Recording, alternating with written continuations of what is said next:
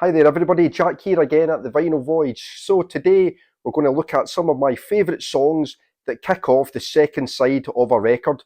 Quite often you find that albums are front loaded. A lot of the best songs are put at the start of the album to get you interested, to get you listening. But especially with the record format, a lot of the time some of the really great songs kick off side two. These are the songs that make you want to flip the record and keep on listening. And before I forget, you're going to want to stick around to the end when I get to the bottom of one of the most profound songs ever written. You're not going to want to miss that. So to kick us off then, we have the most English of English bands. We have the Kinks with the amazing concept album Arthur, The Decline and Fall of the British Empire from 1969 on Pi Records.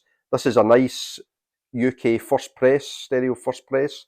But the song that we're going to be looking at on side two, if you could see it there, is the amazing Shangri-La, one of my favourite songs of all time. So to give you a little context around the song, the concept album is about the title character, Arthur, who's immigrating from England to Australia, and it was inspired by Ray and Dave Davies' sister Rose and her husband Arthur, who did exactly that. They immigrated to Australia, and on a visit out to Australia to see them in their suburban home, Ray Davies came up with the idea for the song.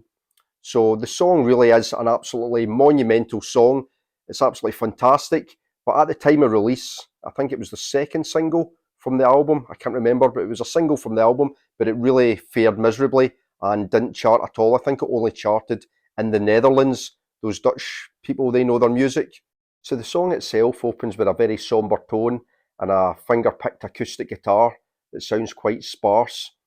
And lyrically, it details Arthur in his home in England with his small comforts around him, but it sounds like quite a mundane and dreary existence. He's got his backyard toilet. The lyrics speak about how he toils to afford his home, but it kind of promotes this idea of an Englishman's home as his castle, because then we have these kind of regal sounding trumpets coming in, and then the song starts to sound a little bit more buoyant. So as the song starts to speed up, we get harpsichord coming in, we have all these other voices coming in as well, and the song starts to build more. And as it builds, Ray Davies gives us a peek into British life at the time, especially for the working classes, as he starts to talk about the mortgage that shackles Arthur, along with the bills that he has to pay. But Ray Davies is a really clever songwriter, and he doesn't just leave it at that. He explores further into the psyche of British people at that time. And even though Arthur has this mundane existence where he has to work all his hours just to pay for his Shangri-La, his house, Ray comments that he was conditioned that way, so he doesn't mind. He probably saw his father and his mother behaving the same way, their parents before them, and at school he was probably conditioned to believe that if he worked hard he would be able to afford a house, and that would be everything that he would need in life.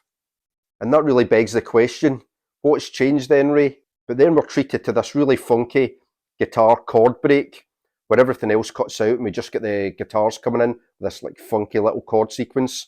But then as the other instruments come back in, we have the drums coming back in, and we have the trumpets, and then the song goes into this kind of descending chord sequence that sounds really upbeat and positive, but at the same time Ray Davies speaks about Arthur's different complications within his life. But then we get into this positive resolve where Ray starts la-la-laing all over the place, and it sounds like really operatic, and it's just building to this kind of crescendo point. Shangri-La would be probably in my top 10 songs of all time. I absolutely love the song. It's got so many great little changes. I love the changes in the mood. I love the changes in tone. One of my pals, back in the old days, he used to say that it was one of his favourite songs for a different reason. He said it was the perfect song to spark a Regal king-size cigarette to. He said that if you put the song on, it went perfectly from spark to stub, and that was the song over. Perfect for one cigarette. So next we have another quintessentially English band, another band out of London, The Jam, and another quintessentially British songwriter in Paul Weller. So this is, of course, is All Mod Cons from 1978 on Polydor Records, and the song, of course, is the wonderful Billy Hunt.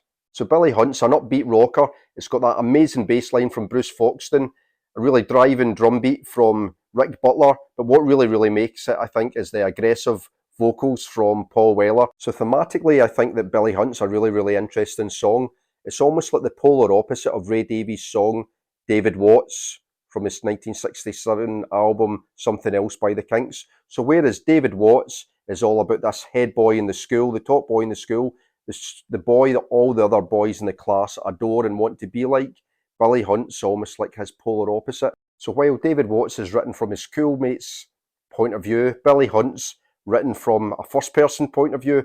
So Billy Hunt's like this Walter Mitty type who thinks, you know, the world's against him. He's got a massive chip on his shoulder. Nobody gives him a break. But despite that, he's an absolute Superman. He can do anything.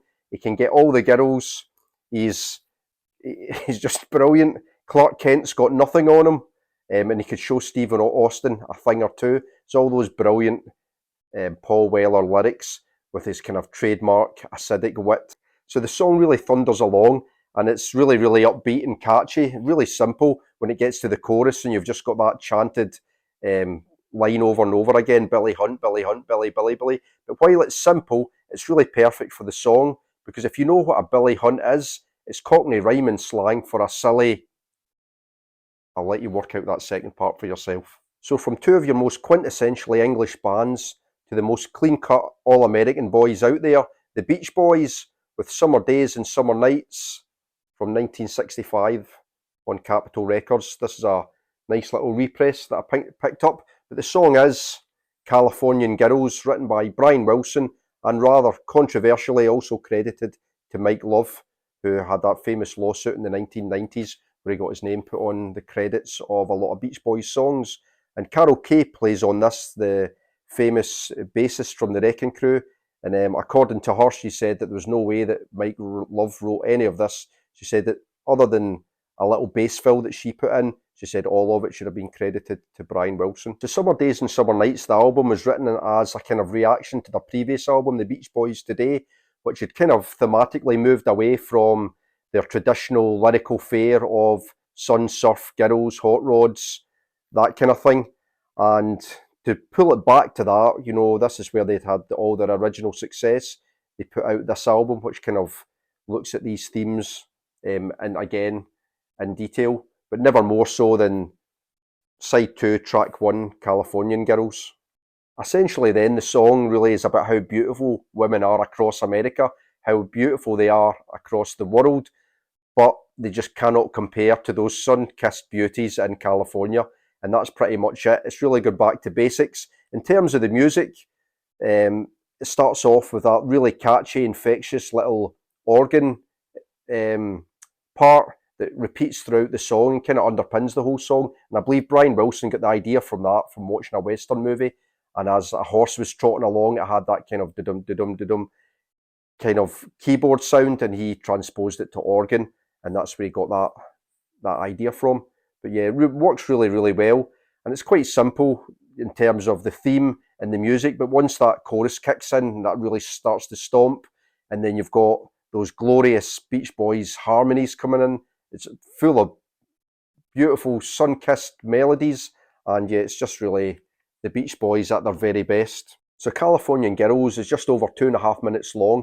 And really, it's the most beautiful sunshine pop on the planet in its most simple form. But, you know, that's what the Beach Boys were great at, as well as Pet Sounds and the later stuff. Their earlier songs were just absolutely perfect in their simplicity. So next up then, we have R.E.M. This is Green from 1988 on IRS Records, and the song is Orange Crush. So on the surface then, Orange Crush comes across and is presented as an upbeat alternative pop song. But if you delve a little bit deeper, especially into those lyrics, you can see that it's got quite a dark subject matter, because it's actually written about Agent Orange, which was a chemical weapon developed by US Defence and used in the Vietnam War. While Agent Orange was used as a defoliant to clear Vietnamese jungles, it also had terrible collateral damage implications, as it was devastating on the local population as well as wildlife. So Stipe's own father had served in the Vietnam War as part of the helicopter corps, and Stipe said that he got the idea for the lyrics. They weren't written about any particular incident within Vietnam. He said rather they were inspired by stories that he'd heard growing up on various US army bases as a child.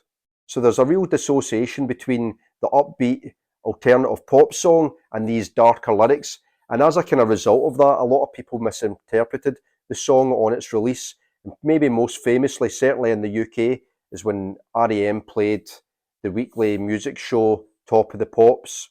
So after REM had performed the song, Top of the Pops presenter Simon Parkin commented, Orange Crush, great on a summer's day, completely misinterpreting the meaning behind the song. So everybody, we've come to the end, and like I promised at the beginning of the video, we're going to be looking at one of the most profound songs ever written. Originally, I had thought about going on a real deep dive into Leonard Cohen's Hallelujah. Hallelujah's had whole books written about it. The song itself had, 150 verses on its original draft format, and it took Cohen, I think, about 10 years to write. But I felt that it wasn't deep enough. There was another song out there that I could go deeper into, but the song that I've chosen is both rich thematically and musically, and rivals Leonard Cohen's Hallelujah for maybe its ambiguity as well, and the questions that it raises for the listener. So the song that I would like to speak about is Surfing Bird by the Cramps. Now the Cramps never wrote the song. It was released originally in 1963 by the surf rock act the Trashmen, but it's specifically the Cramps version that I'd like to talk about. So I was speaking about the Cramps version with someone the other day, and they'd said to me that they felt that it was really, really public-spirited of the Cramps to continue to spread the message that the bird was the word.